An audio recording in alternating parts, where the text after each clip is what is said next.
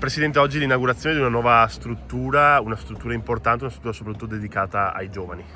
Sì, oggi si va a completare con un'area verde per la quale la provincia ha contribuito con circa 70.000 euro, grazie a un bando Aree Verdi. Si va a completare questa struttura, questo centro polisportivo qui a Colfosco, dove si dà la possibilità ai tanti giovani, a tante associazioni sportive, ma anche a tante famiglie di poter fruire di uno spazio nuovo, verde e che guarda anche all'ambiente. Infatti la nuova area verde va ad assorbire più di 1200 kg di CO2 all'anno. Quindi complimenti al sindaco e alla sua amministrazione per il grande risultato ottenuto di questa struttura sportiva e a noi non fa che piacere vedere che gli investimenti fatti dalla provincia riescono ad essere realizzati a servizio di tutta la comunità.